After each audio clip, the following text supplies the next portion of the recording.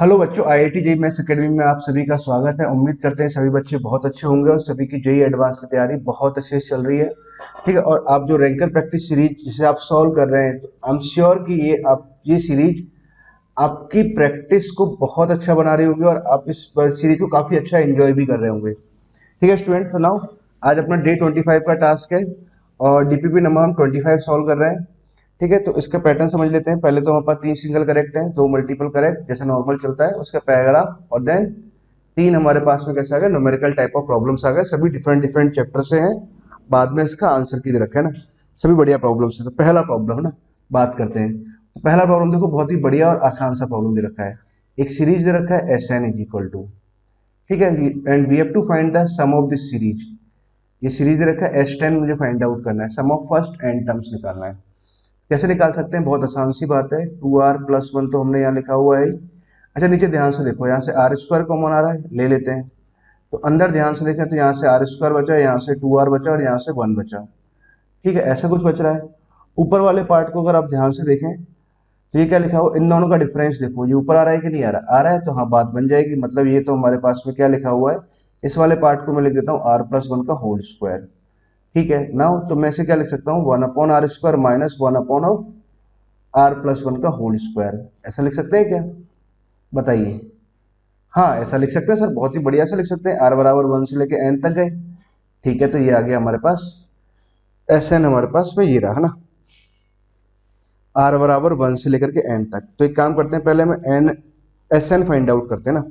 r बराबर 1 put करते हैं, तो देखो इस सीरीज में यही पुट करते हैं। r बराबर 1 पुट किया आपने, 1/1 स्क्वायर, मतलब 1/1 स्क्वायर। r बराबर 1 पुट कराएंगे तो 1/2 स्क्वायर। r बराबर 2 पुट किया तो 1/2 स्क्वायर माइनस 1/3 स्क्वायर। ठीक है, ऐसे आएगा। और चलते गए, बस इतनी दो ही टर्म हमें पुट करनी होती है, r/n square minus of 1/n+1 का होल स्क्वायर। ठीक है, ऐसा कुछ लिख सकते हैं। अब देखो ध्यान से, ये टर्म इससे कैंसिल हो गया, ये टर्म इससे कैंसिल हो रहा है। मतलब अगर ओवरऑल देखा जाए तो ये हमारे पास कितना लिखा हुआ, 1 माइनस 1/n+1 का होल स्क्वायर लिखा हुआ है। ठीक है, this is the S N. और ये बहुत ही आसानी से ऐसा आ गया है ना, एस एन में कहीं भी कोई समस्या नहीं रही। Now what we have to find, we have to find the S10। 1 minus 1/10, 10 की जगह यहाँ पुट कराएंगे तो 11 आ जाएगा, तो ये बन गया 121। और फाइनली सिंप्लीफाई करने पे कितना है, 120/121, दैट इज आवर आंसर। ठीक है, तो कौन सा ऑप्शन सही होगा, option C is correct option. तो बच्चों देखो, आपने देखा पहला क्वेश्चन बहुत ही आसान था। ठीक है, जैसे अपन जनरली हमेशा डालते भी हैं, पहली प्रॉब्लम आसान होनी चाहिए ताकि पहली सॉल्वेबल रहे, है ना। ठीक है, बाद में और अच्छी अच्छी प्रॉब्लम्स भी आपको मिलेगी। ठीक है, तो फर्स्ट का आंसर क्या दिया, सी, है ना, बिल्कुल सही जवाब ना। आगे मूव करते हैं, सेकंड प्रॉब्लम है ना, और ये प्रॉब्लम बड़ी मजेदार प्रॉब्लम है ना। बहुत ही ध्यान से इस प्रॉब्लम को आपको सॉल्व करना था।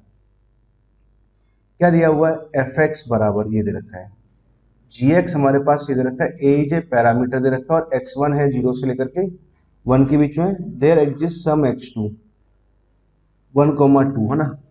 x2 कहाँ बिलोंग कर रहा है, 1 और 2 के बीच में बिलोंग कर रहा है, सच दैट कि f ऑफ x1 कैसा होना चाहिए, less than equal to g of x2 आए, f of x1 greater than equal to g of x2 हो। देन आपसे पूछा है minimum value of a is, तो a का भाई मिनिमम वैल्यू क्या होगा। ठीक है बच्चों, आपने अगर सवाल को पढ़ लिया है बहुत अच्छे ढंग से और आपने अगर मेहनत कर ली है, ठीक है ना, उसको मैं सोल्व कर रहा हूँ, बहुत ध्यान से समझना आप लोग। क्या दे रखा है, g of x2 is less than equal to कितना लिखा हुआ, f ऑफ x1 लिखा हुआ है। ठीक है, और अगर मैं बात करूं एफ एक्स के बारे में, अगर बात की जाए, एफ एक्स कितना दे रखा है, एक्स माइनस 1 ऑफ x+1 का होल, ऐसे दे रखा है। अच्छा एफ एक्स ऐसे ही क्यों दिया हुआ है ना, इसको सिंप्लीफाई क्यों नहीं किया, उसका भी कारण बताऊंगा ना। थोड़ी सी कैलकुलेशन आसान करने के लिए उसने ऐसे दिया हुआ ना। अब देखो g ऑफ x2 अगर इससे छोटा है तो मतलब क्या रहेगा, इसका जो मिनिमम वैल्यू है उससे छोटा होना चाहिए। ठीक है, तो मुझे क्या करना है, एफ ऑफ x1 मतलब एफ एक्स का मिनिमम वैल्यू निकालना है। x1 हमारे पास किस इंटरवल में, 0 to 1 में, मतलब x की बात कर रहे हैं, तो वो कितना आ रहा है, 0 और 1 के बीच में आ रहा है ना। ठीक है, अब देखो इसका मिनिमम वैल्यू निकालना है, तो मैंने यहाँ से एफ डैश एक्स निकाला, ये तो 1 आ जाएगा, माइनस माइनस प्लस 1/x+1 का होल स्क्वायर, ये आया। ठीक है, और ये कैसा आया, पॉजिटिव आया। तो अगर ये पॉजिटिव आया तो इट मीन कि एफ डैश एक्स कैसा है, पॉजिटिव है। एफ डैश एक्स अगर पॉजिटिव है तो यहाँ से एफ एक्स पे क्या कमेंट करोगे, फंक्शन एफ एक्स कैसा रहेगा, इंक्रीजिंग। अच्छा 0 to 1 में अगर ये इंक्रीजिंग है तो 0 पे कैसा आएगा, मिनिमम वैल्यू आएगा। ठीक है, अगर 0 पे अगर मिनिमम वैल्यू आएगा तो भैया इसका मिनिमम वैल्यू कितना हुआ, एक्स बराबर 0 यहाँ पुट कर देते हैं, तो करस्पॉन्डिंग हमारे पास 0 जब यहाँ पुट किया तो y का वैल्यू कितना आ जाएगा, -1 आ जाएगा। ठीक है, तो -1 इसका मिनिमम वैल्यू आया, मतलब जी ऑफ एक्स टू कैसा होना चाहिए, -1 से इक्वल होना चाहिए या -1 से छोटा होना चाहिए। ठीक है, तो ये बात हमें समझनी थी। जी ऑफ एक्स टू मतलब जी ऑफ एक्स के बारे में बात कर रहा है, x two in this interval है ना, मतलब अगर मैं बात करूं x square minus 2ax plus का 4, ये कैसा होना चाहिए, लेस देन इक्वल टू -1 होना चाहिए।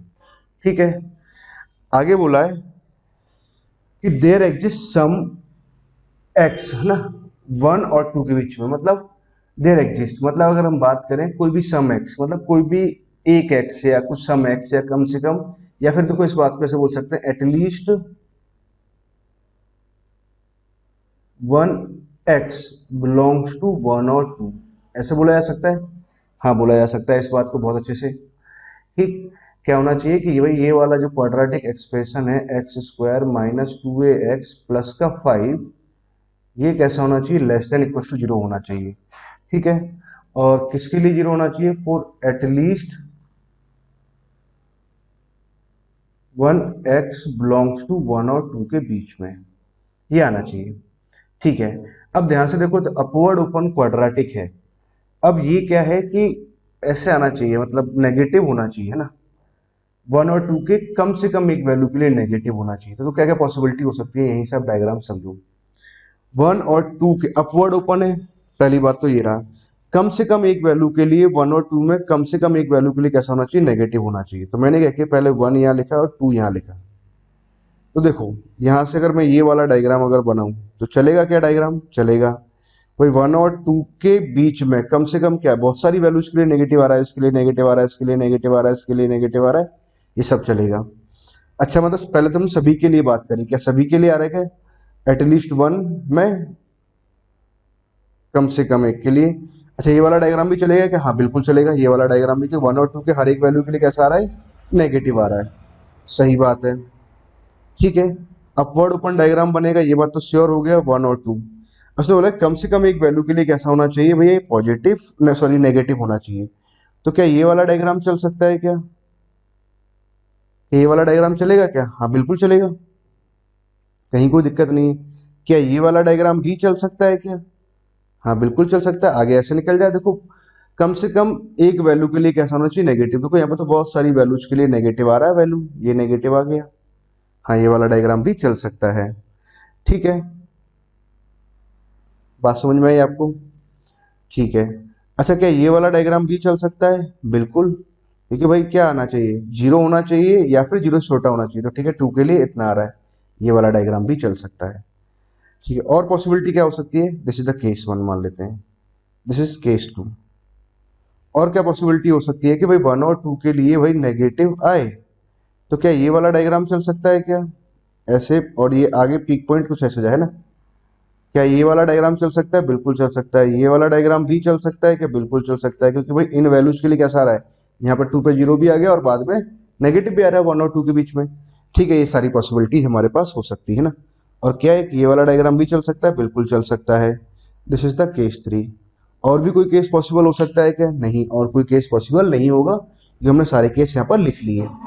ठीक है, और आप सोच भी सकते हो ना। अब मान लेते हैं कि मैं इस वाले डायग्राम की बात करूं कि अगर ये अगर पॉसिबल हो रहा है तो इसका मतलब 1 पे वैल्यू कैसी आ जाए, नेगेटिव, और 2 पे वैल्यू भी नेगेटिव आए, या फिर 1 पे 0 0 आ जाए। मतलब अगर मैं बात करूं कि h ऑफ 1 पे वैल्यू या तो नेगेटिव आए या फिर 0 आए, एंड h ऑफ 2 पर वैल्यू भी कैसी आए, 0 आए या फिर 0 के छोटा आ जाए। इसके लिए तो भाई हमारे पास ये कंडीशन रहेगी। क्या बच्चों आप समझ पाए मेरी बात को, मैं जो समझाना की कोशिश कर रहा हूँ, बहुत ही बढ़िया है ना। इसमें अगर बात की जाए कि भाई 1 पे अगर मैं बात करूं तो 1 पे तो भैया वैल्यू कैसी आ रही है, 0 आ रही है या फिर पॉजिटिव आ जाए, एंड 2 पे वैल्यू की अगर बात करें तो 2 पे वैल्यू कैसी आ रही है, नेगेटिव आ रही है या फिर 0 आ जाए। h इसको मैंने एक कोई ऐसे फंक्शन मान लेते हैं ना, मान लेते हैं कि ये ऐसे कुछ दे रखा है, इसको एच एक्स मान लिया, ठीक है ना। और ये एच ऑफ टू, थोड़ा रफ कर लेते हैं, और एच ऑफ टू की बात की जाए तो ये कैसा आ जाए हमारे पास में, नेगेटिव आ जाए, ठीक है। यहाँ तक की बात हमें समझ में आई। यहाँ से अगर हम बात करें तो भैया क्या रहेगा हमारे पास में, एच ऑफ वन पर वैल्यू तो कैसी आ रही है, जीरो आ सकती है या फिर नेगेटिव आए, एंड एच ऑफ टू पर जो वैल्यू है वो कैसी आ रही है, जीरो आ रही है या फिर पॉजिटिव आए। यही तीन केस बन सकते हैं ना। नाउ अब आगे इसको हम सिंप्लीफाई करते हैं। अब देखो हर जगह मुझे एच ऑफ वन और एच ऑफ टू के बारे में ही जानकारी चाहिए ना, तो मैं क्यों ना एक काम करूं, यहां से एच ऑफ वन निकाल दूं। एच ऑफ वन अगर मैं कैलकुलेट करूंगा तो वन जब यहाँ पुट कराएंगे तो वन यहाँ आ जाएगा, फाइव यहाँ आ जाएगा, सिक्स आ गया, तो ये आ गया सिक्स माइनस ऑफ टू ए, ठीक है। अगर मुझे एच ऑफ टू अगर कैलकुलेट करना है, एच ऑफ टू कैसे कैलकुलेट करेंगे, तो टू यहाँ पुट किया, फाइव आ गया, ठीक है, और यहाँ नाइन आया, नाइन फाइव मतलब वो जुड़ के से नाइन आ गया ना। टू जब यहाँ पुट किया तो कितना आया, माइनस ऑफ फोर ए आया, ठीक है। ये आया हमारे पास एच वन और एच ऑफ टू, ये आया ना। उसने बोला कि एच वन नेगेटिव होना चाहिए, मतलब six minus of two a कैसा होना चाहिए, less than equal to zero होना चाहिए, and nine minus of four a कैसा होना चाहिए, less than equal to zero होना चाहिए। टू ए को इधर लेके आए तो six is less than, two से डिवाइड किया तो मतलब यहाँ से अगर सिंप्लीफाई करें तो ए कैसा आना चाहिए, थ्री के इक्वल होना चाहिए, थ्री से बड़ा होना चाहिए। एंड सिमिलरली इसको इधर लेके गए तो फोर से डिवाइड कराया तो हमने ए कैसा होना चाहिए, नाइन बाई फोर के इक्वल हो या फिर उससे बड़ा ही हो, ठीक है। दोनों का अगर मैं इंटरसेक्शन लूं कि भैया ये कह रहा है कि इससे छोटा बड़ा कुछ ऐसा होना चाहिए, कह रहा है थ्री से बड़ा होना चाहिए, एंड कहेगा नाइन बाई फोर मतलब four point two point something से बड़ा होना चाहिए। दोनों की अगर बात मानी जाए तो ए कैसा होना चाहिए, greater than equal to three होना चाहिए, ठीक है। यहाँ तक की बात तो हमें समझ में आई। एच वन हमारे पास कितना लिखा हुआ है, सिक्स माइनस ऑफ टू ए, ये पॉजिटिव होना चाहिए, एंड एच टू कितना लिखा हुआ है, नाइन माइनस ऑफ फोर ए, ये नेगेटिव होना चाहिए। इसको सॉल्व करते हैं, टू ए को इधर लेके गए, टू से टू कैंसिल कर दिया तो थ्री ग्रेटर देन ए आ गया, तो मतलब a is less than equal to three आया। इसको इधर लेके जाएंगे, फोर ए बनेगा, फोर से डिवाइड कराएंगे तो a greater than equal to four by nine होना चाहिए। तो ठीक है, इन दोनों को जब सेटिस्फाई कराएंगे तो ए कैसा आ जाएगा हमारे पास में, ए बिलोंग्स फोर बाई नाइन से लेकर के थ्री तक आ जाएगा ना, सॉरी नाइन बाई फोर है, नाइन बाई फोर से लेकर के थ्री तक, ओके। यहाँ तक की ये बात रही ना। अब तीसरी बात कर रहे हैं ना, एच वन कितना है हमारे पास में, सिक्स माइनस ऑफ टू ए, ये नेगेटिव हो जाए तो टू ए यहाँ से इधर जाएगा तो हमारे पास में कितना जाए, ए कैसा आ जाए, थ्री के इक्वल हो या उससे बड़ा हो जाए। एच टू की बात करें, एच टू कितना लिखा हुआ है, nine minus of four a greater than equal to zero, मतलब nine is greater than equal to four a. यहाँ से डिवाइड लगाया तो ए कैसा आ जाए, नाइन बाई फोर से छोटा आ जाए, ये कह रहा है थ्री से बड़ा है, तो इन दोनों का इंटरसेक्शन कितना आ जाएगा, फाइव आ जाएगा, ठीक है। अब हमारे पास में देखो आंसर समझा जाए तो क्या संभावना हो सकती है, तो भाई इन तीनों का आप क्या लोगे, यूनियन लोगे। फाइनल जब आंसर लिखेंगे तो हम फाइनल आंसर जब लिखा जाएगा तो तीनों का क्या आएगा, यूनियन आएगा। तो कह रहा है नाइन बाई फोर से थ्री और थ्री से इन्फिनिटी, मतलब फाइनली कितना आया, nine by four to up to infinity आया। This is the final answer ना। उसने क्या पूछा है कि the minimum value of a is, तो कितना आ जाएगा, नाइन बाई फोर आ रहा है, तो कौन सा ऑप्शन करेक्ट हुआ, option D is correct option. Clear बच्चों, आई होप आपको क्वेश्चन नंबर टू समझ में आया है ना। और बहुत ही बढ़िया प्रॉब्लम था, क्वेश्चन नंबर डी का दूसरे का आंसर है डी है, ठीक है बच्चों। आई होप आप समझ गए ना इस प्रॉब्लम को ना। मूव करते हैं हम थर्ड प्रॉब्लम की तरफ। ये बहुत ही चुईया सा प्रॉब्लम है ना, लल्लू टाइप का प्रॉब्लम है। पहला वाला भी लल्लू टाइप का था, पर ठीक है, प्रॉब्लम तो प्रॉब्लम ही होता है ना। मेन मुद्दा ये होता है कि एग्जाम के अंदर आप तुरंत क्लिक कैसे करोगे। भाई प्रैक्टिस हमारी बढ़िया सबकी होनी चाहिए, है ना। मेरा कभी भी डीपीपी बनाने का ये सेंस नहीं है कि सारी डिफिकल्ट प्रॉब्लम डाल दो। मेरा बस सेंस ये है कि बच्चे से प्रॉब्लम सॉल्व होना चाहिए और विद इन टाइम और फटाफट फटाफट सॉल्व होना चाहिए, तुरंत तुरंत सॉल्व करें।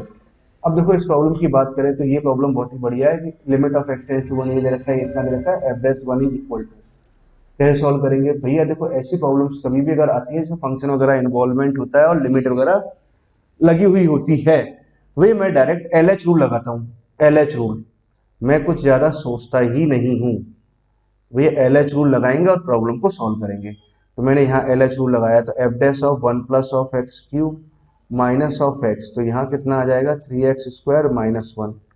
ठीक है, minus of F dash x तो यहाँ से आया, अपॉन में अगर हम बात करें तो ये कितना आ जाएगा cos of x minus one आया। ठीक है, limit of x tends to one, ये हमने लिखा। उसके बाद में हमने यहाँ लिखा, इसको डिफरेंशिएट करते हैं ना, एल एच रूल लगाते हैं। ठीक है, वो 0.0 सब कुछ तो है ही ना, कोई दिक्कत ही नहीं है उसके बारे में तो हमें। अब देखो जब यहाँ एल एच रूल लगाओगे तो यहाँ से कितना आ जाएगा हमारे पास में F dash of one minus x. ठीक है, माइनस वन कितना आ जाएगा माइनस वन, यहाँ से आ गया। ठीक है, और एफ ऑफ ये तो जीरो हो जाएगा, अपॉन में कितना आ जाएगा एक्स का कितना आ जाएगा वन आ जाएगा ना। ठीक है, ये प्लस 10 यहाँ दे रखा है ना, हाँ सही बात है ना। ठीक है, अपना एल एच रूल तो यहाँ कहीं लगाया है ना, प्लस 10 तो अपना एजेटिव लिखा रहेगा, क्योंकि लिमिट को सिंप्लीफाई करने के लिए आप एल एच रूल लगा रहे हो ना। समझ में आई बच्चों आपको मेरी बात? ठीक है, तो यहाँ तक की बात हमें क्लियर हुई। अब देखो x अगर वन को अप्रोच कर रहा है, x अगर वन को अप्रोच कर रहा है तो इन दैट केस क्या होगा कि यहाँ पे कितना बनेगा जीरो बनेगा, कॉस जीरो कितना आ जाएगा वन, मतलब कहीं कोई समस्या ही नहीं है, डायरेक्ट लिमिट अप्लाई करते हैं। यहाँ से तो कितना आ गया एफ डैश वन आया। ठीक है, जीरो हमने वन यहाँ पुट कराएंगे तो कितना आ जाएगा टू टाइम्स आ जाएगा, माइनस ऑफ यहाँ से कितना है एफ डैश वन यहाँ से आया। वन जब यहाँ पुट कराएंगे, सॉरी जीरो यहाँ पुट कराएंगे तो यहाँ तो एफ डैश वन बना और ये माइनस का बनेगा, तो minus of F dash one यहाँ पर आया। ठीक है, प्लस 10 इक्वल टू प्लस 10 आ गया ना। ठीक है, सब कुछ सही किया है ना हमने, कैलकुलेशंस वगैरह कहीं कोई समस्या? एफ डैश एक्स यहाँ तक ठीक था, 3x² माइनस वन सही है, चलो ठीक है ना। अच्छा, माइनस एफ डैश एक्स और माइनस से तो कैंसिल हो जाएगा, और एफ डैश वन का वैल्यू जब यहाँ से निकालेंगे कितना आ जाएगा 5 आएगा, और यही अपना आंसर होगा। ठीक है मेरे प्यारे बच्चों, बात समझ में आई आपको? आई होप आपको बात समझ में आ गई। क्या बात समझ में आई भैया? तो डायरेक्ट एल एच रूल लगाओ और सॉल्व हो जाएगा। ठीक है, कहीं कोई इसमें समस्या ही नहीं है। तो फर्स्ट का थर्ड का कौन सा ऑप्शन आ रहा है? Option A is correct option. Third का क्या आंसर दिया है? सी दे रखा है, सी सी सी सी, 5 नहीं दे रखा है, 5 है ना। थर्ड का मतलब यही आएगा ना, फर्स्ट ऑप्शन सही है ना। कहीं कुछ गड़बड़ कही है तो देख लेते हैं, जीरो यहाँ से कुछ कराएंगे तो माइनस आएंगे ना, सही है इतना आंसर, मुझे ध्यान है इसका। थर्ड का 5 मतलब 5 आता है और यही ऑप्शन आएगा ना। कहीं कोई गलती हो तो आप चेक भी कर सकते हो और मुझे बता भी सकते हैं ना कि सर हमने यहाँ गलती कर दी ना। ना आगे मूव करते हैं नेक्स्ट प्रॉब्लम की तरफ, और ये प्रॉब्लम बहुत ही आसान सा प्रॉब्लम है और अच्छा प्रॉब्लम। तो आसान प्रॉब्लम सारी ही होती है, बस आपकी प्रैक्टिस कैसी है ये इस बात पर निर्भर करता है। क्या दे रखा है? Let f x equal to this, है ना। देन लैम्डा इक्वल टू कितना दे रखा है? Mod of f of mod x has exactly one solution if lambda less than zero, exactly two solution if lambda ये है, एग्जैक्टली 3 सॉल्यूशन है ना, ऐसे एग्जैक्टली 4 सॉल्यूशन दे रखा है। देखो बहुत ही आसान सी प्रॉब्लम होती है, और आपको प्रॉब्लम देख करके तुरंत समझ में आना चाहिए कि भैया सॉल्व कैसे करना है, मुझे बाई ग्राफ सॉल्व करना है। तो क्या मैं एफ एक्स का ग्राफ बना सकता हूँ? क्या बना सकते हैं, बिल्कुल क्वाड्रेटिक है। तो देखो क्या आ रहा है, एफ एक्स की अगर मैं बात करूँ तो भैया x² माइनस 2x माइनस 3 लिखा हुआ, क्या इसके फैक्टर आ रहे हैं? हाँ 3 के फैक्टर करेंगे, 3 और 1 सेपरेट करने पे 2 आ रहा है, सही बात है। तो फैक्टर क्या आ जाएंगे? एक तो आ जाएगा x+1 और एक आ जाएगा x माइनस 3, ये इसके फैक्टर्स आ गए।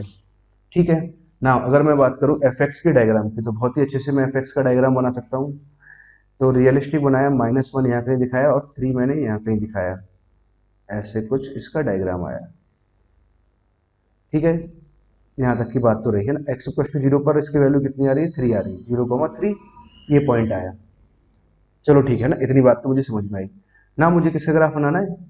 एफ ऑफ मॉड एक्स का बनाना है पहले, तो चलो इसका बनाते हैं। अब देखो इसका ग्राफ ना बनाने का तरीका बहुत आसान होता है कि फर्स्ट एंड फोर्थ में जो भी ग्राफ आ रहा है उसका मैं क्या करूंगा, मिरर इमेज ले लेंगे। तो एफ ऑफ मॉड एक्स का डायग्राम आपको बनाना है, तो क्या कराओगे भैया, फर्स्ट एंड फोर्थ में जो भी आ रहा है, तो यहां से कुछ ऐसे आया, ठीक है, और ये कुछ ऐसे नीचे की साइड गया, और ये कुछ ऐसे आया, ये आ रहा है ना। अच्छा, इसका जो पीक पॉइंट है वो कहाँ पर आएगा, इन दोनों के मिड पर, मतलब x बराबर 3 माइनस वन तो कितना है, 2/2 किया तो 1, मतलब 1 पर आया। और x बराबर 1 जब पुट कराएंगे तो 1 यहाँ पुट कराया तो 1 माइनस 5 तो -4, मतलब इसका वैल्यू ये आया। ठीक है, तो ये तो हमारे पास इसका, हाँ यहाँ तक की बात कर रहे हैं। अब देखो यहाँ समझो, एफ ऑफ मॉड एक्स का डायग्राम बनाना है, तो इतने हिस्से का मैं क्या करूंगा, मिरर इमेज ले लेंगे। ये मिरर इमेज जाएगा तो भैया ये यहाँ से ऐसे कुछ निकल जाएगा। ये 3 पर था तो ये कितना आ जाएगा, -3, 0 आ जाएगा। यहाँ 0, 3 है, 0, -3, ठीक है। और यहाँ -4 आ रहा है ना, और ये x बराबर ऐसे कुछ आया। ये तो ग्राफ आया किसका, एफ ऑफ मॉड एक्स का है। अब आपको इसका मॉड लेना है, तो भैया आपको अगर ग्राफ बनाना है F of mod of x, इसका ग्राफ बनाना है तो कैसे बनाओगे, देखो वो यहीं से समझ लो आप लोग ना, स्क्रीन को नीचे करने की जरूरत नहीं पड़ेगी। चलो ठीक है, हाँ इतना कर लेते हैं और समझो बात को। कुछ ऐसे हमने लिखा, अब ये वाला पोर्शन उठ के ऊपर जाएगा तो ये वाला तो कहाँ जाएगा, 0,3 पर जाएगा, तो 0,3 पर गया और ये कुछ ऐसे जाएगा, ठीक है। और ये कुछ ऐसे गया और ये कुछ ऐसे निकल गया। ऐसा ही सेम यहाँ कुछ बन रहा है और ये कुछ ऐसे चला गया। ठीक है, यहाँ तक की बात तो मैं समझ में आई। This is the diagram of, ये आ गया f of mod of f x whatever जो भी लिखा हुआ है ना। ठीक है, अब उसने बोला है कि लैम्डा बराबर exactly one solution if lambda less then 0 हो। अगर लैम्डा मतलब बाई बराबर लैम्डा की लाइन ड्रॉ करनी है आपको ना, बाई बराबर लैम्डा की लाइन ड्रॉ करनी है नंबर ऑफ सॉल्यूशन निकालने के लिए। अगर मैं ऐसे नीचे लाइन ड्रॉ करूंगा तो एक भी जगह कट नहीं करेगा, तो मतलब कोई भी सॉल्यूशन नहीं आएगा, मतलब फर्स्ट का तो आंसर फर्स्ट नहीं होगा। ये क्लियर हुआ। दूसरी बात करें, exactly two solution if lambda बराबर 0 हो। हाँ, लैम्डा बराबर अगर 0 हो तो बाई बराबर 0 की लाइन ड्रॉ कराएंगे तो 2 सॉल्यूशन आ जाएंगे। ठीक है, ये वाला पीक पॉइंट आपको पता है ये 4 है, तो भैया 4 पे अगर ऐसे लाइन ऐसे ड्रॉ कराऊं, ठीक है, और 4 से ऊपर की बात कर रहे हैं, जब लैम्डा 4 से जस्ट बड़ा है, हाँ तो 2 सॉल्यूशन ऊपर से आ रहे हैं, 2 यहाँ से आ रहे हैं, सही है, मतलब बी वाला ऑप्शन सही है। ठीक है, एग्जैक्टली 3 सॉल्यूशन इफ लैम्डा बराबर 3। अगर लैम्डा बराबर 3 है तो मतलब बाई बराबर 3 की लाइन ड्रॉ करनी पड़ेगी, और बाई बराबर 3 की लाइन कुछ ऐसे जाएगी।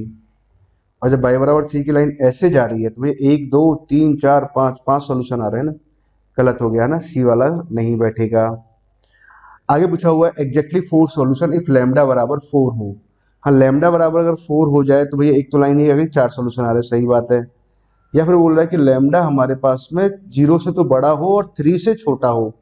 हाँ, 0 से बड़ा हो और 3 से छोटा हो, तो मतलब ये वाला हिस्सा, अगेन 4 सॉल्यूशन आ रहे हैं ना, सही बात है। तो ये क्या हो जाएगा, बी और डी ऑप्शन सही बैठेगा ना। कौन सा ऑप्शन आया हमारे पास, बी और डी आया है ना। क्या बच्चों, बात समझ में आएगा आपको। देखो बहुत ही बढ़िया प्रॉब्लम था ना। क्वेश्चन नंबर 4 का आंसर क्या आ रहा है, बी और डी आ रहा है। क्वेश्चन नंबर 4 का आंसर बी और डी बिल्कुल सही जवाब है ना। आगे मूव करते हैं नेक्स्ट प्रॉब्लम पर, क्वेश्चन नंबर 5 ना, बहुत ही बढ़िया और बहुत ही सही प्रॉब्लम।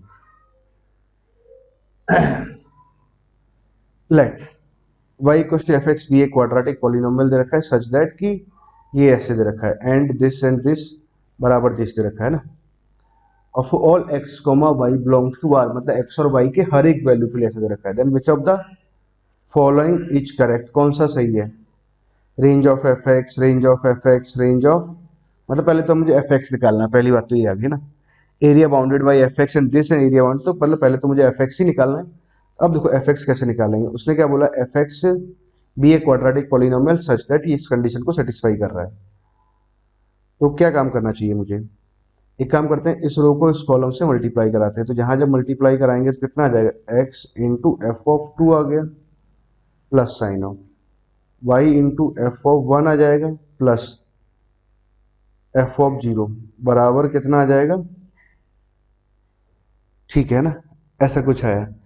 और ये एक एलिमेंट आ गया, ये एलिमेंट आ गया, तो दोनों बराबर हो जाएंगे, 2x प्लस वाई प्लस 2, कुछ ऐसे लिख दिया ना। अब देखो बात को आप समझो, x की टर्म मैंने एक साथ लिखी है तो F of 2 minus of 2 plus y की टर्म में एक साथ लिखता हूं तो F of 1 minus 1 plus sine of f of 0 minus of 2 बराबर में 0।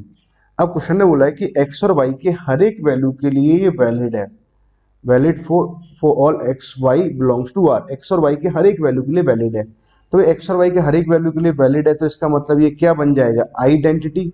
आइडेंटिटी अगर बनेगा तो इसका मतलब ये वाला पार्ट भी जीरो होना चाहिए, ये वाला पार्ट भी जीरो होना चाहिए और ये वाला पार्ट भी जीरो होना चाहिए, तभी तो ये क्या बनेगा, x into zero y into zero plus zero बराबर जीरो। अब देखो एक्स और वाई कोई वैल्यू डालो हमेशा ही सेटिस्फाई होगा, तो भाई हमेशा अगर सेटिस्फाई हो रहा है तो इसका मतलब एफ ऑफ टू का वैल्यू तो टू आ गया, एफ ऑफ वन का वैल्यू वन आ गया और एफ ऑफ जीरो का वैल्यू टू आ गया। यहाँ तक बात समझ में आई, बिल्कुल समझ में आ गई सर। तो एफ एक्स बराबर क्या है, क्वाड्रेटिक है, तो भाई एफ एक्स हम क्वाड्रेटिक मान ही लेते हैं, A X square B X plus का सी, ये आ गया क्वाड्रेटिक।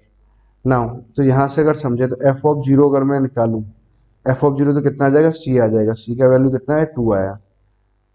एफ ऑफ वन अगर मैं कैलकुलेट करूं तो a plus b plus c, f of one निकालें तो वन आया, तो ठीक है वन का सी का वैल्यू यहाँ टू पुट कर दिया, तो ए प्लस बी का वैल्यू कितना आ जाएगा, minus one. F of two निकालते हैं, एफ ऑफ टू अगर मैं यहाँ से निकालूंगा तो टू पे तो कितना आ जाएगा, फोर आ जाएगा, फोर ए, और यहाँ टू बी और सी का वैल्यू तो कितना आ रहा है, टू आ रहा है। एफ ऑफ टू का वैल्यू कितना दे रखा है, टू आ रहा है। ठीक है, तो टू से टू कैंसिल हो गया, टू से डिवाइड भी कर दिया, तो टू ए प्लस बी बराबर कितना आया, जीरो आया। अच्छा बी का वैल्यू माइनस टू ए यहाँ डाल दिया, माइनस टू ए डाल देंगे तो माइनस ए आ गया, माइनस ए बराबर माइनस वन, मतलब ए बराबर तो वन आया। अगर ए बराबर वन आया तो मतलब बी बराबर कितना आया, माइनस ऑफ टू आया। ठीक है, वेरी गुड है ना, ए बराबर वन और बी बराबर माइनस टू आया। तो क्वाड्रेटिक की अगर मैं बात करूं तो f x is equal to quadratic क्या रहेगा, एक्स स्क्वायर, बी का वैल्यू कितना आ रहा है, माइनस ऑफ टू एक्स, और सी का वैल्यू कितना आ रहा है, प्लस का टू आ रहा था सी का वैल्यू तो ना, मतलब ये तो सिंपल सा क्वाड्रेटिक बना हुआ, एक्स माइनस वन का होल स्क्वायर प्लस वन। अगर इसकी रेंज की बात करें तो भैया वन टू इन्फिनिटी रेंज आएगा, पहली बात तो ये हो गया ना। अब हमें एरिया निकालना है बाउंडेड बाय दिस कर्व और दिस कर्व है ना, ए जितना इतना ऐसे दे रखा है ना। अब देखो भैया इसका अगर डायग्राम बनाए तो डायग्राम तो बहुत आसानी से बना सकते हैं। खैर ये अब एरिया आपको खुद ही निकाल लेना चाहिए, मैं आपको थोड़ा बहुत हिंट देके छोड़ सकता हूँ ना। एक्स बराबर वन की लाइन है, वाई बराबर वन की लाइन है, तो अब आप यहाँ तक समझदार तो हो चुके हैं ना। चलो यहाँ वन कॉमा वन वर्टेक्स आ गया, एक्स बराबर वाई स्क्वायर है ना, सही है ना, वाई स्क्वायर ना, x square is equal to quadratic है ना, ऊपर ऐसे बनेगा डायग्राम। ठीक है, आगे क्या बोलना चाह रहा है, वाई बराबर टू माइनस एक्स।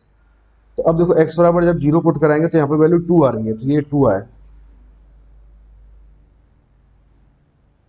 लाइन कुछ ऐसे जा रही है, बहुत ध्यान से समझने line, two minus x, slope कैसा है, नेगेटिव है, कुछ ऐसे जा रहा है। अब एक्स बराबर कितना आ जाएगा, वाई एक्सिस पे वाई बराबर कितना है, टू माइनस एक्स है, एक्स एक्सिस पे वाई बराबर जीरो रहेगा, तो मतलब वो ऐसे कट करेगा, कुछ ऐसे कट कर रहा है क्या, नहीं नहीं, यहाँ से लाइन कुछ ऐसे जाएगी ना, ये वाली डायग्राम, ये वाला नहीं बनेगा है ना, जो मैं गलत बना दे रहा हूँ, ये वाला डायग्राम आएगा बच्चों ना। बात समझ में आई, यहाँ तक का डायग्राम आपको क्लियर हुआ। अब आपको देखो एरिया निकालना है, तो इन दोनों से बाउंडेड एरिया तो भैया ये आ जाएगा। अच्छा ये एरिया कैसे निकालेंगे, अपर कर्व में से लोअर कर्व को आप सब्ट्रैक्ट कर दो। ठीक है, तो एरिया अगर मुझे लिखना है तो भैया पहले यहाँ का पॉइंट ऑफ इंटरसेक्शन और निकाल लेते हैं। तो कैसे निकालेंगे, y बराबर तो ये लिखा हुआ, y बराबर ये लिखा हुआ है, दोनों को सॉल्व किया हमने, तो सॉल्व करते हैं दोनों को, तो x square minus of two x plus का टू तो यहाँ लिखा हुआ था, ये आ गया, और ये कितना आ रहा है, टू माइनस एक्स आया, टू से टू कैंसिल हो गया, इसको इधर लेके गए तो थ्री आ गया। मतलब ये तो कुछ ऐसे बना, एक्स स्क्वायर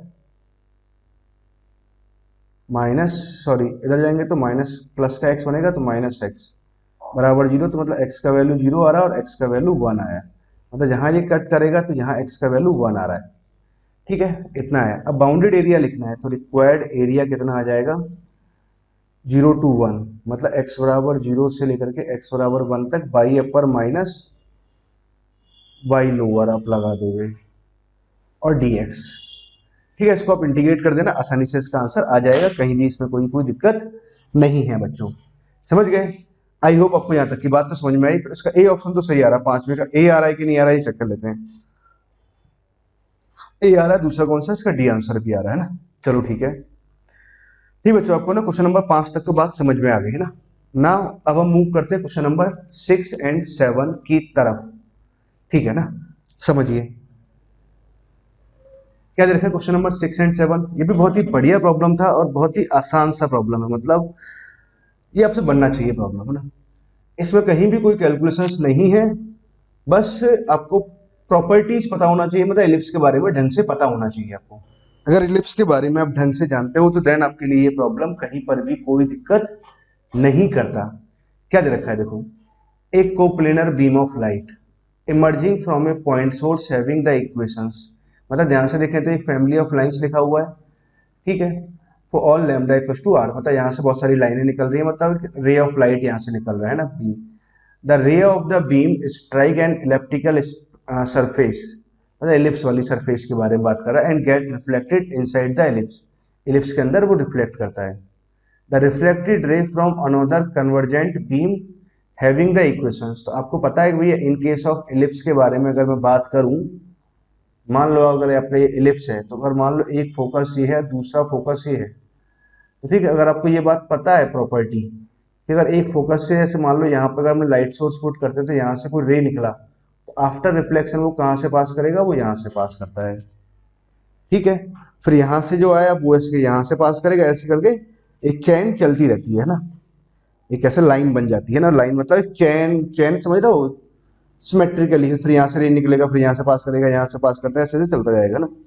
द रिफ्लेक्टेड रे है ना, कन्वर्ट जो है ना, यहाँ से बहुत सारी रेज निकल रही है, ऐसे लाइट ऑफ सोर्स यहाँ पर लिखा हुआ है। तो देखो पहले वाले अगर मैं इस लाइट ऑफ सोर्स को देखूँ या फिर जो कॉन्करेंट लाइन्स हैं, तो देखो पहले बात तो कैसे कहाँ से निकल रही है लाइन, पॉइंट ऑफ कॉन्करेंसी क्या है, तो मैंने कहा कि लैम्डा की टर्म्स को एक साथ लिखा, तो यहाँ से तो एक्स आया, लैम्डा की टर्म में यहाँ से लिखूंगा तो प्लस का 2 आएगा ना, minus of y plus of 2 बराबर 0 लिखा। L1 plus lambda times of L2 बराबर 0 आ रहा है कि नहीं आ रहा, मतलब यहाँ से तो जो पॉइंट आ रहा है वो कितना आया, -2, आया, यहाँ से जो पॉइंट आया, ठीक है। दूसरा वाला जो हमारे पास में वो ये लिखा हुआ है, तो अगर यहाँ से बात करें तो म्यू की टर्म्स को एक साथ लिखते हैं, तो यहाँ से तो एक्स आया, म्यू की टर्म अगर एक साथ लिखूंगा तो यहाँ से -2 आ जाएगा, प्लस साइन ऑफ, यहाँ से y -2 बराबर कितना आ जाएगा, 0 आ जाएगा, -y + 2 लिख लेते हैं ना, -y + 2, ऐसा कुछ आया।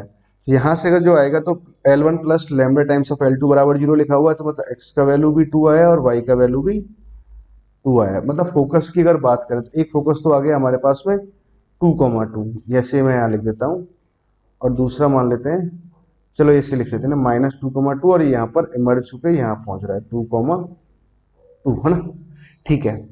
यहाँ तक की बात तो आपको समझ में आई, ठीक है। यहाँ तक जो पढ़ा हमने उसका मतलब निकाला ना। Further it is found that फोटा परपेंडिकुलर फ्रॉम द पॉइंट 2,2, 2,2 क्या अपने आप में फोकस है, अच्छा फोकस से हमने फोटा परपेंडिकुलर डाला upon any tangent of the ellipse, tangent ellipse से किसी भी टेंजेंट पर, ठीक है। तो यहाँ से अगर एक फोटा परपेंडिकुलर डाला आपने मान लो, ठीक है, तो फोटा परपेंडिकुलर लाइज ऑन सर्कल। अब आपको पता होना चाहिए कि फोकस से किसी भी टेंजेंट पर फुट ऑफ परपेंडिकुलर डालेंगे तो भैया that lies on auxiliary circle, वो कहाँ लाई करता है, ऑक्सिलरी सर्कल पे लाई करेगा।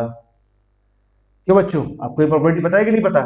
जैसे मान लो कि इसको यहाँ पर आगे फोकस है, तो यहाँ से अगर फुट ऑफ परपेंडिकुलर डालूंगा तो वो यहाँ लाई करेगा, ये आएगा डायग्राम, ठीक है। अभी के हिसाब से हमारे पास ये वाला डायग्राम बन रहा है ना, ठीक है। यहाँ तक की बात हमें मालूम चली। अब देखो पूछना चाह रहा है कि the eccentricity of the ellipse, ellipse का एसेंट्रिसिटी क्या होगा, बहुत छोटा पैराग्राफ है, यही सॉल्व हो जाता है। अब देखो एसेंट्रिसिटी ऑफ एलिप्स की बात करें तो पहले तो एक बात तो मुझे समझ में आ गई, वो डिस्टेंस बिटवीन फोकस कितना आएगा, S1 S2, distance between focus आ जाएगा 2AE, एक फोकस आ रहा है ये 2,2, एक -2,2, तो कितना आ गया, 4 आ गया, ये आया ना। पहली बात तो हमें ये समझ में आई। दूसरी बात हमें ये समझ में आनी चाहिए कि भैया यहाँ से अगर फुट ऑफ परपेंडिकुलर जब डाल रहे हैं तो ऑक्सिलरी सर्कल पे लाई कर रहा है, तो उसका मतलब लाइज ऑन दिस सर्कल, तो भैया ये जो सर्कल है अपने आप में कैसा है, ऑक्सिलरी सर्कल है, ठीक है। तो ये ऑक्सिलरी अगर सर्कल है तो इसका मतलब क्या हुआ कि जो 2A आएगा, स्मॉल a बराबर कितना आ जाएगा, इसका रेडियस के बराबर आ जाएगा ना, स्मॉल a बराबर कितना आ जाएगा, r आ जाएगा। ये बात समझ में आई थी ना। तो स्मॉल a बराबर इसका रेडियस निकालते हैं, तो सेंटर तो कितना आ गया इसका 0,2 आ जाएगा, जो एलिप्स का होगा ना, सेम यही है ना। ओके, रेडियस अगर लिखना है तो कितना आ जाएगा, आर यहाँ से लिखेंगे तो 2 का स्क्वायर तो 4 आ गया, माइनस माइनस प्लस का 5 जाएगा, और यहाँ 9 आ गया, स्क्वायर रूट कितना आ जाएगा, 3 आ गया। मतलब ए का वैल्यू 3 आ रहा है। ए का वैल्यू अगर 3 आया तो यहाँ से कितना आ जाएगा, 6 हो जाएगा। ठीक है, मतलब ए ई बराबर कितना आ गया हमारे पास में, ए ई बराबर कितना आ गया, 2 आ गया। ए का वैल्यू कितना आ रहा है, 3 आ रहा है, तो ई का वैल्यू कितना आ जाएगा, 2/3 आ गया। तो सेंट्रिसिटी कितना आएगा, 2/3 आएगा। Option C is correct. ठीक है, तो पहले का आंसर कितना आएगा, सी आ जाएगा। ओके बच्चों, आई होप यहाँ तक की बात तो समझ में आई। The area of the largest triangle, अगला प्रॉब्लम देखते हैं ना। The area of the largest triangle that an incident ray and the corresponding reflected ray can include with the major axis of the ellipse is equal to the area of the largest triangle that an incident ray and corresponding reflected ray can include। मतलब भैया largest area तो तभी बन सकता है अगर मान लो diagram को समझें ऐसे करके, ये बेस तो फिक्स है। अगर हाइट मैक्सिमम हो जाए, हाइट इस केस में ही मैक्सिमम हो सकती है, तो इस केस में एरिया कैसा आएगा, मैक्सिमम आएगा। तो ठीक है, हम एरिया मुझे लिखना है तो कितना आ जाएगा, हाफ बेस लेंथ कितना आ रहा है, 2AE आ गया, और इनटू में हाइट कितना आ गया, B आ गया। ठीक है, नाउ अब आपको पता है कि हाफ ऑफ ये 2AE तो कितना आ रहा है, 4 आ रहा है हमारे पास में। ठीक, इनटू B। अब B कैलकुलेट कर लेते हैं एक बार। तो B कैलकुलेट करना बहुत आसान बात है, कैसे, B स्क्वायर बराबर A square minus of AE का स्क्वायर, यही आता है।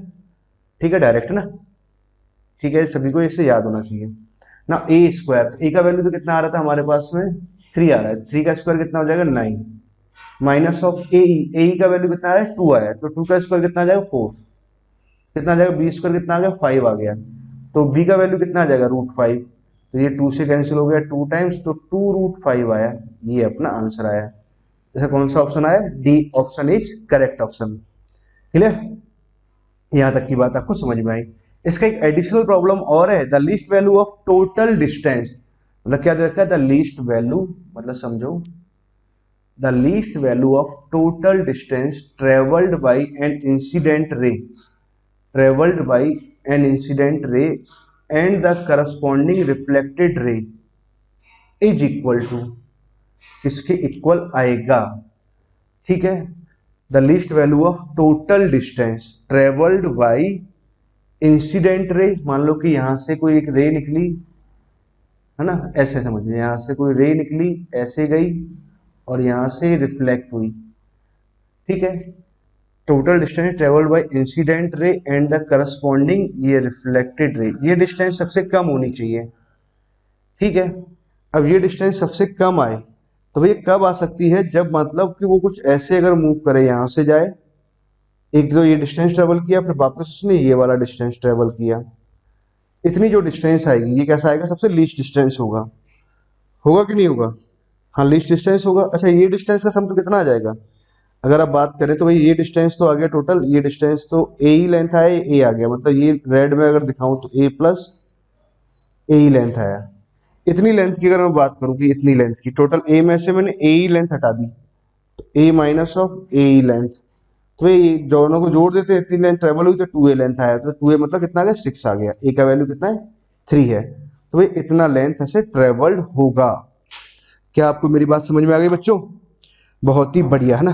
तो क्या क्या आंसर आ रहा है हमारे पास में, एक तो C-D-A, इसका आंसर आ रहा है C-D-A, तो C-D और स्टार वाले का ए आ रहा है। ठीक बात है ना, यहां तक की बात क्लियर हुई बच्चों, बहुत ही बढ़िया है ना, क्लियर है ना। ठीक बच्चों, अगला प्रॉब्लम सोल्व करते हैं। न्यूमेरिकल टाइप ऑफ प्रॉब्लम में क्या दे रखा है, for any sequence of real number है ना ए, ये हमारे पास कोई सीक्वेंस ऐसे दे रखा है, A1 A2 A3 A4 है ना, ऐसे करके define delta a to b sequence of, ऐसे डिफरेंस ऑफ टर्म्स, इन दोनों का डिफरेंस, इन दोनों का डिफरेंस, इन दोनों का डिफरेंस करके ऐसे सीक्वेंस डेल्टा ए डिफाइन कर रखा है। Suppose that all the term of the sequence delta delta A R 1। अच्छा, डेल्टा डेल्टा ए का इसका जो टर्म्स है वो कैसी हैं, बराबर है। ऑल द टर्म्स आर 1, 1 है, ये 1 है, ये 1 है, ये 1 है, ऐसे चलते गए। ठीक है, नाउ आगे उसने बोला है कि A51 और A41 का वैल्यू कितना है, 0 है, तो A11 क्या होगा। तो स्टूडेंट देखो, बहुत ही बढ़िया प्रॉब्लम था ये, बहुत ही बढ़िया। ठीक है, अब देखो आपको डेल्टा ऑफ डेल्टा ए मालूम है, तो क्या आप यहां से डेल्टा ए लिख सकते हैं क्या, हाँ बिल्कुल लिख सकते हैं सर, कैसे नहीं लिख सकते। मान लो अगर यहाँ पे आपने ए ले लिया है ना, A1, ठीक है, या सॉरी ऐसे ले लेते हैं, मान लो आपने यहाँ पे एलिमेंट डी ले लिया, तो यहाँ मैं D+1 ले लूँ, तो इसमें एक एक जुड़ता जाएगा ना। अब क्या है, तो इन दोनों का डिफरेंस कितना है, D+1 मतलब 1 आ गया, सही बात है। अब अगला टर्म मुझे क्या चाहिए, इसमें एक जोड़ दूँ, ऐसे क्रॉस में जोड़ते जाएंगे ना। पिछला टर्म आपने जोड़ दिया तो मतलब ये कितना बन जाएगा, D+2। तो इन दोनों का डिफरेंस निकालो, देखो ये आ गया। अगला टर्म अगर मैं आपसे लिखूँ तो कितना बनेगा भाई, D+3। इन दोनों का डिफरेंस निकाला, ये आ गया। सही बात है, एकदम ऐसे लिख सकते हैं, डेल्टा ए तो ये आया।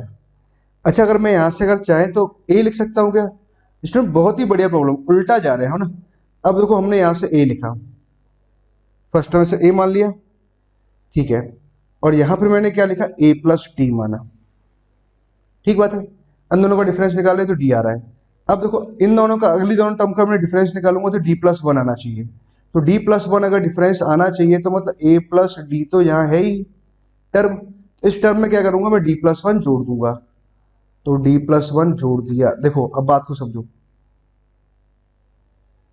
इन दोनों का डिफरेंस निकालो, D+1 आ गया, सही बात है। अब क्या चाहिए, इसके अगला वाला टर्म चाहिए, ताकि मुझे इन दोनों, इस टर्म का जब डिफरेंस निकालूं तो कितना आना चाहिए, D+2 आना चाहिए। मतलब मैं क्या करूं, इसी सेम टर्म में, भाई ये टर्म तो कटना ही रहेगा पूरा, A+D यहाँ लिखा, प्लस ऑफ D+1 यहाँ लिखा, ठीक है, और फिर यहाँ क्या लिखूंगा, मैं D+2 लिखूंगा। बात समझ में, देखो इन दोनों का डिफरेंस D+2 आ जाएगा, सही बात है, एंड सो ऑन आप चलते जाओगे, ठीक है। दिस इज द सीक्वेंस ए आया, ठीक है, ये इसका फर्स्ट टर्म मान लिया, ये इसका सेकंड टर्म, ये इसका थर्ड टर्म ना, मतलब first term, second term, third term, और ये इसका फोर्थ टर्म, ऐसे कुछ दे रखा है ना। आगे उसने बोला कि A11 फाइंड आउट करना है, तो ठीक है, पहले सीरीज का मैं nth टर्म लिखता हूँ। फर्स्ट टर्म में A है, सेकंड टर्म में A+D है, थर्ड टर्म में अगर बात करें तो A+, फिर ये देखो D+1 D+2 ऐसे चल रहा है ना। अगर मान लो कि देखो थर्ड है तो 3 ही आया, तो nth टर्म जो लिखेंगे तो कितना आ जाएगा हमारे पास में, सॉरी SN नहीं लिख रहे हम, nth टर्म है ना। तो आप जब जाएंगे तो nth टर्म में ऐसे लिखेंगे ना, A+D चला, फिर एक D+1 का टर्म आ रहा होगा, सिमेट्री से एक D+2 का टर्म आ रहा होगा, चलते जाएंगे। 4 है तो एक कम तक जा रहे हैं, तो मतलब ये कितना आएगा यहाँ पर, D वाली टर्म्स अगर मैं बात करूँ तो ये कितना आ रहा होगा, N-1 टर्म्स आ रहा होगा, है ना। चलो काम की बात ये है, इतना होगा, है ना, ठीक बात है। तो देखो यहाँ से अगर बात समझे तो ए तो हमने यहाँ लिखा, यहाँ से अगर मैं समझूँ तो कितना आ रहा है, N-1 इंटू डी आ रहा है, ये आ जाएगा, डी कितने बार आ रहा है, N-1 बार आया है। अगर मैं बात करूँ 1 2 ऐसे चलते जाएंगे ना, ये कहाँ तक जाएगा अपने पास में, 1 + 2 + 3 डॉट डॉट कहाँ तक जाएगा, ये इसमें जो टर्म्स आएंगी ये N-2 टर्म्स आएंगी, ठीक है, ये यहाँ तक जाएगा, क्योंकि यहाँ पर डी थे, ये यहाँ से आ रहा है ना, N-2 टर्म्स आया। अब देखो ध्यान से अगर समझे, A+N-1 इंटू डी, ये तो क्या लिखा हुआ है, एक sum of first N-1 natural numbers, N-2 N into N+1 upon में कितना है, 2 आया, दिस इज Tn आया। बहुत ही बढ़िया सवाल है, बहुत ही बढ़िया, ठीक है। Tn हमारे पास में ये आ गया अल्टीमेटली, ठीक है। अब देखो उसने बोला है कि A51 और A41 जीरो आ रहा है, तो अब देखो यहाँ पर भैया अगर इसको समझा जाए तो ये n में क्या लिखा हुआ है, कि क्वाड्रेटिक है कि नहीं, क्वाड्रेटिक है भैया n में, और 51 और 41 पे कैसा आ रहा है, जीरो आ रहा है, पूरा क्वाड्रेटिक। लीडिंग कोफिशिएंट कितना आ रहा है इसका, 1/2 आ रहा है। तो भैया इस क्वाड्रेटिक को तो आप चाहे तो डायरेक्ट में यहीं से ये लिख सकता हूँ ना, Tn बराबर क्या लिख सकते हैं, half of N-51 x minus alpha into x minus beta, तो 41, ये आ गया हमारे पास डायरेक्ट। Tn हमने ये लिख दिया। अच्छा आपसे क्या पूछा है, T11 पूछा है, तो 1/2 T11 पूछा होगा ना, ठीक है। तो कितना आ जाएगा, n की जगह हमने 11 पुट कर देंगे, तो 11 यहाँ से निकला, 1 यहाँ से जाएगा 50, तो 40 आ जाएगा, -40 आया। 1 हमने यहाँ से हट जाएगा तो 10 यहाँ से कितना आ जाएगा, -30 यहाँ से आ जाएगा, ठीक है। माइनस माइनस तो प्लस हो जाएगा, 2 से अच्छा ही कैंसिल हो जाएगा 2 टाइम्स, और यहाँ से कितना आ जाएगा, 600 आ जाएगा, ये इसका आंसर आएगा, ठीक बच्चों, समझ आ गया आपको ये प्रॉब्लम? बहुत ही बढ़िया प्रॉब्लम था ना। क्या आंसर आएगा इसका हमारे पास? एट्थ का आंसर क्वेश्चन नंबर 6। एट्थ का आंसर है क्वेश्चन नंबर 6, मतलब एट्थ का आंसर 600 सही है ना। ठीक है, नाउ आगे चलते हैं, नेक्स्ट प्रॉब्लम की तरफ मूव करते हैं ना। आगे की प्रॉब्लम है ना, नाउ समझो। देखो ये भी बढ़िया प्रॉब्लम है और आसान है ना। क्या दे रखा है? y equals to f x भी डिफरेंशियल फंक्शन दे रखा है सच दैट, हमारे पास ये कंडीशन दे रखी है और x ग्रेटर देन 0 के लिए बात कर रहा है। f ऑफ 1 कितना है? 0 है। इफ लिमिट ऑफ दिस इतना दे रखा है, देन वैल्यू ऑफ दिस हमसे पूछा हुआ है। बहुत ही आसान, कोई दिक्कत वाली बात नहीं। आपको एक बात तो पता होगा, कभी भी अगर मान लो इस तरह के सवाल आते हैं 0 टू x, तो हमने यहां से लिखा f of t upon t plus ln t और dt। अगर आपकी अच्छी प्रैक्टिस रही होगी तो आपको तुरंत समझ जाना चाहिए कि लेबनिज थ्योरम लगाएंगे, मतलब एक बार इसको डिफरेंशिएट करेंगे। तो लेबनिज थ्योरम यहाँ कैसे लगाते हैं? अपर लिमिट पुट करेंगे तो यहाँ तो आ जाएगा एफ एक्स अपॉन में एक्स ln x। x का डिफरेंशिएशन कितना आ जाएगा? 1। लोअर लिमिट पुट कराएंगे माइनस साइन, तो लोअर लिमिट पुट कराएंगे 0 आ जाएगा। ठीक है, मतलब ये आ गया। अच्छा ध्यान से देखो, तो f dash x f x आ रहा है, ये तो एल डी बन गया। एल डी बन गया तो फिर क्या कराएंगे? इंटीग्रेटिंग फैक्टर वाले तरीके से सॉल्व करेंगे ना। ठीक है, तो इसका इंटीग्रेटिंग फैक्टर की अगर बात करें तो कितना आ जाएगा? E power of minus of p d x, e power of minus of l n x आ गया, इसको उधर जाएंगे तो 1/x आ जाएगा। अच्छा इंटीग्रेटिंग फैक्टर ये आ गया इसका ना, तो इसका सॉल्यूशन कितना आएगा? y इंटू इंटीग्रेटिंग फैक्टर, तो 1/x यहाँ लिखा आपने, इनटू में आप लिखोगे। फिर क्या कराएंगे? Integrating factor q into integrating factor l n x into 1/x dx, और यहाँ पर इंटीग्रेशन कांस्टेंट c लिखना नहीं भूलते। अब देखो ये एफ एक्स है, उसका डिफरेंशियल यहाँ है, t माना तो dt में चला गया। अरे इसकी कैलकुलेशन भी बहुत आसान आसान होती जा रही है। एल एन एक्स का होल स्क्वायर अपॉन में 2 यहाँ लिखा और प्लस का c यहाँ लिखा। ठीक है, x बराबर अगर 1 रखेंगे तो y का वैल्यू कितना आ रहा है? 0 आ रहा है, तो c का वैल्यू भी कितना है? 0 आया। तो y बराबर कितना आया? x को इधर मल्टीप्लाई कर दिया, x into l n x का होल स्क्वायर अपॉन में x आया, सॉरी अपॉन में 2 आ गया। दिस इज y आया, y मतलब एफ एक्स ही आया। ठीक है, और हमसे पूछा हुआ है लिमिट ऑफ दिस समथिंग है ना। देखो समझो बात को, तो यही सॉल्व कर लेंगे इसको तो ना। Limit of x tends to 1, ये लिखा हमने। एफ एक्स कितना लिखा हुआ? x एल एन एक्स का होल स्क्वायर, अपॉन में कितना लिखा हुआ है? 2, और यहां कितना लिखा हुआ है? Sine square of pi x. अब देखो पॉइंट समझना, मेरा पॉइंट मैं जो बोलने वाला हूं, x जब 1 को अप्रोच कर रहा है, एल एन एक्स का होल स्क्वायर यहां पे लिखा हुआ है, ठीक बात है ना। अब देखो पॉइंट समझिए, तो x जब 1 को अप्रोच कर रहा है तो पाई को अप्रोच कर रहा है, तो मतलब साइन में अगर फॉर्मूला बनाना चाहिए तो क्या होना चाहिए? 0 को अप्रोच करना चाहिए। यहाँ x जब 1 को अप्रोच कर रहा है तो एल एन 1 मतलब 0 को अप्रोच करेगा। इस x से अभी तो फिलहाल में हमें कोई दिक्कत नहीं है। x को इधर क्रॉस मल्टीप्लाई करते हैं, x into l n x का होल स्क्वायर अपॉन में, सही है ना। अब देखो आप मेरा पॉइंट समझना, इस x को तो मैंने यहीं रहने दिया, 2 यहीं रहने दिया, लिमिट लगा हुआ है ना, x टेंस टू 1 मान ही रखा है ना। मैंने क्या किया सवाल में, साइन ऑफ इसको पाई से सब्ट्रैक्ट कर दिया, pi minus of pi x. सही बात है, कोई दिक्कत वाली बात नहीं है। और इसका स्क्वायर यहाँ लिखा हुआ है। ठीक है, sine of pi minus theta लिखेंगे, साइन थीटा आ जाएगा, सही बात है। अब देखो हमारे पास में x तो यहाँ ठीक था, उसको अलग ही रहने दिया अभी हमने, एल एन एक्स का होल स्क्वायर अभी यहीं रहने देते हैं। अब एक काम करते हैं, pi minus of pi x के होल स्क्वायर से ऊपर नीचे मल्टीप्लाई और डिवाइड कर देते हैं। Pi minus of pi x के होल स्क्वायर से ऊपर नीचे मल्टीप्लाई डिवाइड किया, ये तो कितना चला जाएगा? 1 में चला जाएगा ना, बाद में पुट कर लेंगे लिमिट। चलो ठीक है, यहां से मैं समझाता हूं ना, इसको नीचे कर देते हैं। एल बराबर वाई इंटू इंटीग्रेटिंग फैक्टर है ना, सही है सब कुछ ना। नाउ एल बराबर अगर हम लिखें limit of x tends to 1, ये लिमिट ही निकालना है मुझे ना। एक्स वाई टू तो मैंने यहाँ लिख ही रखा है, इससे कोई फर्क नहीं पड़ रहा है, इसका तो मैं डायरेक्ट लिमिट डाल देते हैं, कोई दिक्कत नहीं है, समझ जाओगे। एल एन एक्स का होल स्क्वायर हमने यहाँ लिखा, इसका लिमिटिंग वैल्यू भी 1 डाल दो ना, कोई दिक्कत नहीं है, इसका लिमिटिंग वैल्यू भी 1 डाल देते हैं, यहाँ भी 1 डाल दो, कोई समस्या नहीं है ना, ये डिफाइंड है ना। और यहाँ से पाई को मैंने कॉमन ले लिया और यहाँ बना 1 माइनस एक्स का होल स्क्वायर।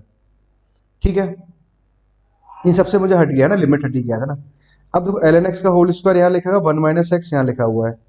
ठीक है, अब देखो अब पॉइंट यहाँ से समझो, x को मैंने क्या कि x प्लस वन से रिप्लेस कर दिया, तो यहाँ तो कितना आ जाएगा जीरो, मतलब x को x प्लस वन से रिप्लेस किया, x प्लस वन यहाँ रखेंगे, वन वन कट जाएगा तो जीरो आ जाएगा ना, मतलब ऐसे लिख सकते हैं ना, कोई दिक्कत वाली बात नहीं है। x को अगर x प्लस वन से रिप्लेस किया तो क्या बना, x प्लस वन बना, x को x प्लस वन से रिप्लेस किया तो x बना, एक्स स्क्वायर, और इसको ओवरऑल का स्क्वायर लिख देता हूँ मैं।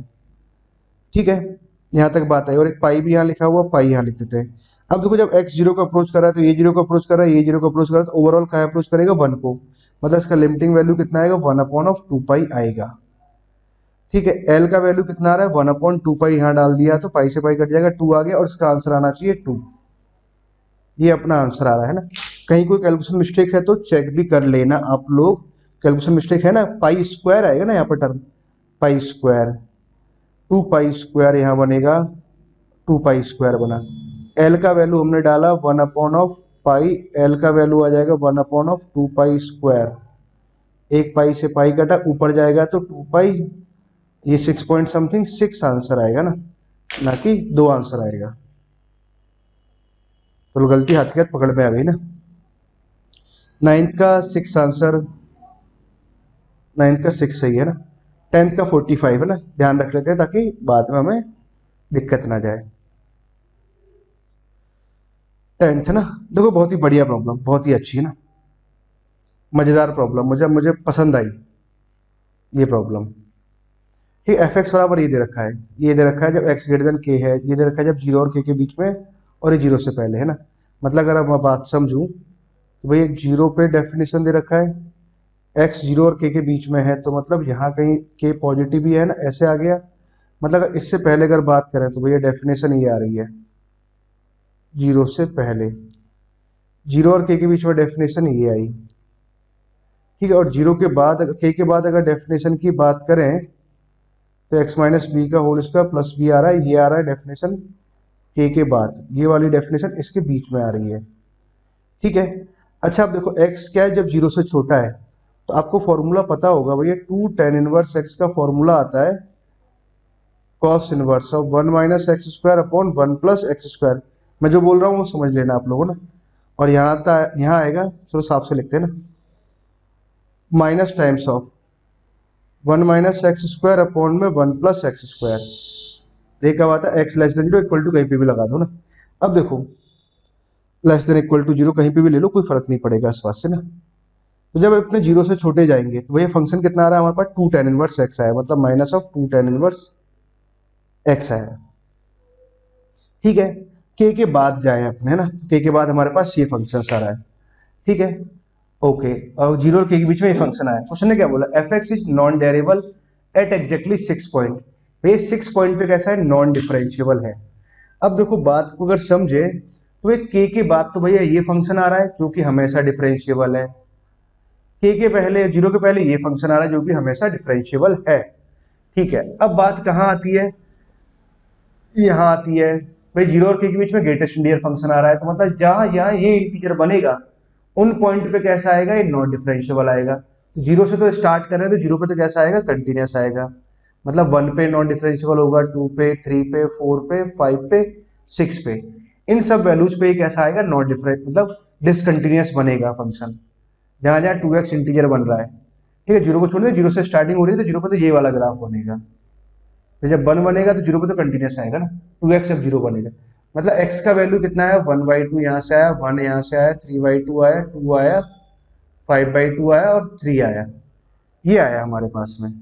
ठीक है, यहां तक की बात तो उसने बोली, मतलब इन सिक्स पॉइंट पर वो कैसा है, नॉट डिफरेंशिएबल है। ठीक है, बात समझ में आई, मतलब x is less then three यहां पर लिखा हुआ है।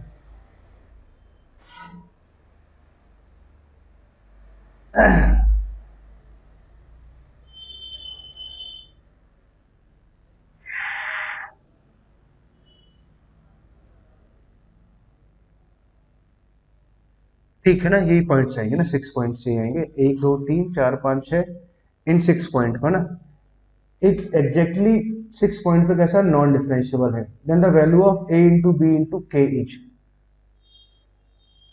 तो हमारे पास में क्या हो गया, कि k का वैल्यू अगर मान लो 3 हो जाए, और 3 पर भी कैसा आएगा, ये डिसकंटिन्यूअस होगा, क्योंकि 3 पर अगर मान लो वैल्यू कुछ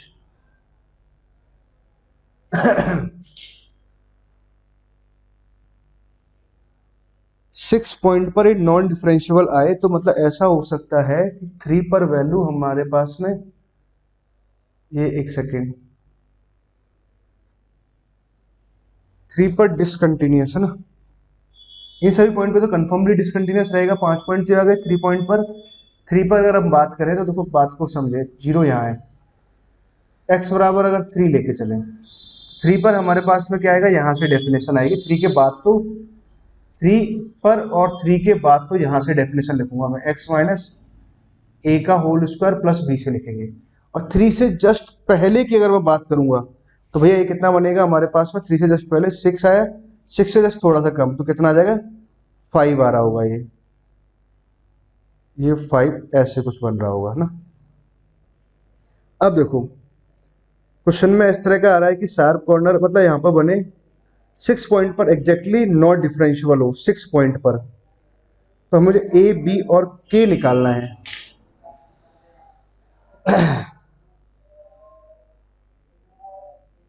तो अगर 6 पॉइंट पर नॉट डिफरेंशियबल आएगा तो भैया हमारे पास में क्या होना चाहिए कि लास्ट वाला जो पॉइंट है ना, यहाँ पर एक कंटिन्यूस आना चाहिए, क्योंकि यहाँ अगर कंटिन्यूस हो जाएगा तो एक शार्प कॉर्नर बनेगा, और उससे क्या है कि मेरे पास ये दोनों वैल्यूज मैं निकाल सकता हूँ। मतलब 3 पर अगर मैं बात करूँ, 3 पर अगर हम कंटिन्यूटी की बात करें, तो यहाँ से अगर देखो 3 का समझो आप बात को, 3 पर अगर मैनली सारा खेल 3 पे चल रहा है, 3 अगर मैं यहाँ पुट करता हूँ, 3 पर कंटिन्यूस, 3 माइनस ऑफ ए का होल स्क्वायर प्लस का बी, 3 पर कंटिन्यूस दिखाएंगे तो 6, ये आ गया। 3 पर कैसा आ रहा है, नॉट डिफरेंशियबल है ना। बच्चों देखो समझो कहाँ क्या दिक्कत जा रही है। अच्छा एक पॉइंट देखो मैं ये मिस कर दे रहा हूँ बार बार, कि हम जब जीरो की बात कर रहे हैं ना, जीरो पर, तो जीरो पे वैल्यू कितनी आ रही है, यहाँ से जीरो आई और एक ग्रेटेस्ट एरिया है, मतलब ये तो जीरो पे तो ग्राफ कुछ ऐसे बनेगा, जीरो के बाद तो ना ऐसे स्ट्रेट लाइन आ जाएगी। और जीरो के पहले अगर जाएंगे तो माइनस टेन इनवर्स एक्स का मुझे ग्राफ बनाना है, फिर टेन इनवर्स एक्स का ग्राफ कुछ ऐसे आता है, माइनस टेन इनवर्स एक्स का ग्राफ कुछ ऐसे आएगा, तो यहाँ कुछ ऐसे बना। तो जब यहाँ बनेगा तो यहाँ एक शार्प कॉर्नर आएगा ही है ना, मतलब जीरो पे तो कैसा आना है, ये नॉन डिफरेंशियबल आएगा, तो 0 पॉइंट ये आया और एक पॉइंट तो ये आ गया जीरो। अच्छा 5 पॉइंट ये आए, तो 5 तो 6 पॉइंट हो गए ना, तो इसका मतलब क्या होना चाहिए कि 6 पॉइंट पर एग्जैक्टली 6 पॉइंट पर नॉन डिफरेंशियबल आ रहा है, तो इसका मतलब 3 पर एक ऐसा होना चाहिए, कंटिन्यूस होना चाहिए और साथ में डिफरेंशियबल भी होना चाहिए। मतलब 3 पर तो फिर कैसा आ जाएगा, कंटिन्यूस। 3 पर अगर कंटिन्यूस दिखाओगे तो ये बहुत आसान बात है, 3 पर हमने कंटिन्यूस दिखाया, तो 3 पे वैल्यू डाली यहाँ से, तो 3 जब वैल्यू डालेंगे यहाँ पर तो यहाँ आ जाएगा 3 माइनस ऑफ ए का होल स्क्वायर प्लस बी। 3 से पहले डेफिनेशन यहाँ से लिखेंगे, ये आ गया। 3 पर हमने कैसा दिखा दिया, कंटिन्यूस। 3 पर अच्छा इसको डिफरेंशियबल भी दिखाते हैं, 3 पर जब डिफरेंशियबल निकालोगे तो 2 इंटू एक्स माइनस ए, और 3 पर बात कर रहे हैं तो 3 प्लस, ठीक है। और इससे क्या कांस्टेंट बनेगा, तो उसका वैल्यू तो कितना आना है, जीरो आना है। तो 3 की बात करें तो 3 प्लस, जब यहाँ पुट कराओगे तो ए माइनस मतलब 3 माइनस ऑफ ए बराबर जीरो आया, मतलब ए का वैल्यू कितना आ जाएगा, 3 आ जाएगा। ए का वैल्यू अगर 3 आया, 3 यहाँ पुट कर दिया हमने तो जीरो हो गया, तो बी का वैल्यू कितना आ गया, 6 आया। तो ए का वैल्यू 3, बी का वैल्यू 6, के का वैल्यू बात करें तो के का वैल्यू कितना आ रहा है, 3 आ रहा है। तो देखो क्या आंसर रहेगा हमारे पास, ए का वैल्यू 3, बी का वैल्यू 6 और के का वैल्यू 3, शायद ऐसे ही है ना, हाँ ऐसे भी रखा है ना। यहाँ से कितना हो जाएगा, 18 यहाँ से आ जाएगा, 18 कितना 54 आ रहा है, ठीक है।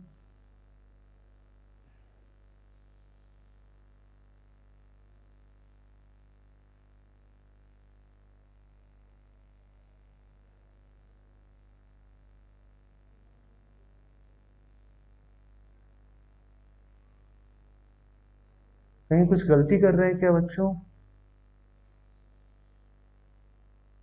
3 पर कंटिन्यूस दिखाएंगे तो 3 पर वैल्यू हो जाएगा 3a माइनस समथिंग, यहाँ से आ जाएगा। 3 पर जब वैल्यू यहाँ डालेंगे तो 6 यहाँ से आ जाएगा, 3a माइनस बी प्लस 6, तो यहाँ से आ गया बी का वैल्यू तो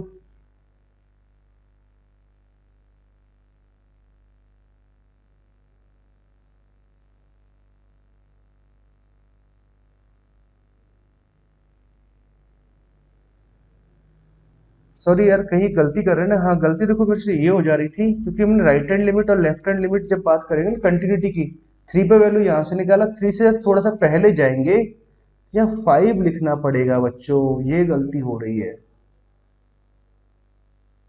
ठीक है, ये बात आई। अब यहाँ से अगर 5 लिखेंगे और a का वैल्यू तो कितना आ जाएगा, 3 आ जाएगा ना। a का वैल्यू 3, इसमें तो कहीं कोई दिक्कत नहीं थी, ये कंसेप्ट सही था। a का वैल्यू 3 डालेंगे तो b का वैल्यू 5 आया। b का वैल्यू 5 आया तो भाई इसका आंसर भी हम दिख के आया था, 45 आ रहा था ना। यहाँ 5 आ रहा है, तो 3 इंटू 5 इंटू 3 कितना आ जाएगा, 45 आ जाएगा। यही आंसर दे रखा था। क्लियर बच्चों? आई होप आपको यहाँ तक की बात समझ में आ गई है ना। ओके बच्चों, थैंक यू। अच्छा हाँ, इसमें एक और चीज है कि पहले समरी कर लेते हैं एक बार लास्ट में, जो हमेशा हम करते आते हैं। समरी जरूर करते हैं। देखो इसमें ये वाला प्रॉब्लम बहुत बढ़िया था, ये वाला प्रॉब्लम भी बहुत बढ़िया था, ये वाला प्रॉब्लम अल्टीमेट प्रॉब्लम था, अल्टीमेट। ये पैराग्राफ भी बहुत ही शानदार पैराग्राफ था, आसान सा पैराग्राफ था ना। ये एक बेसिक प्रॉब्लम थी, ये भी एक बेसिक प्रॉब्लम थी। ये बढ़िया प्रॉब्लम थी, ये बहुत ही बढ़िया प्रॉब्लम, ये एकदम बेसिक प्रॉब्लम थी। ठीक है स्टूडेंट, आई होप आपको सभी प्रॉब्लम को सॉल्व करके मजा आ गया होगा ना। ठीक है, आसान सा अच्छा सा डीपी है, डीपीपी है। ओके बच्चों, थैंक यू।